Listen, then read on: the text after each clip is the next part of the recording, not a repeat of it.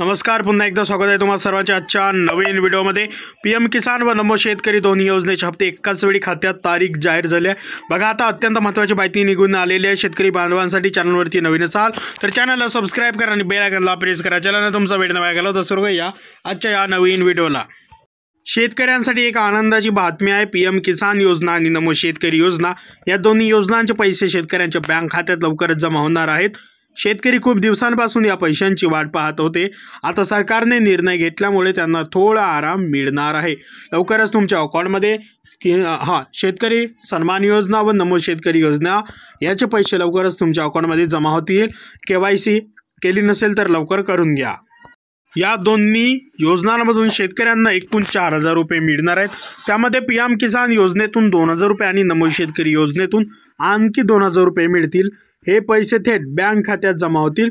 पैसे एकदम मिळणार नाही तर दोन भागामध्ये दिले जातील।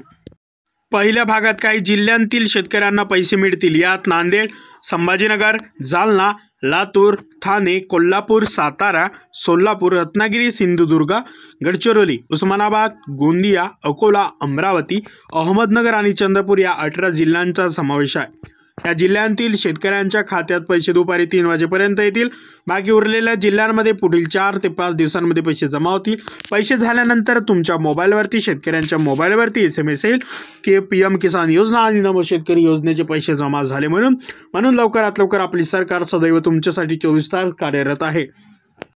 पण हे पैसे सर्वांनाच मिळणार नाहीत। काही नियम पूर्ण करावे लागतील, जसे की केवायसी पूर्ण झाली पाहिजे, आधार कार्ड बँक खात्याला जोडलेले पाहिजे, कुटुंबातील कोणीही सरकारी नोकरीत नसावा, वार्षिक उत्पन्न 5 लाख रुपयांपेक्षा कमी असावे आणि शेत जमीन 10 एकरापेक्षा जास्त नसावी। हे सगळे नियम पाळले तरच तुमच्या अकाउंटमध्ये पीएम किसान सन्मान निधी योजना व नमो शेतकरी योजनेचे पैसे लवकरात लवकर तुमच्या अकाउंटमध्ये आपल्या सरकारमार्फत जमा होतील।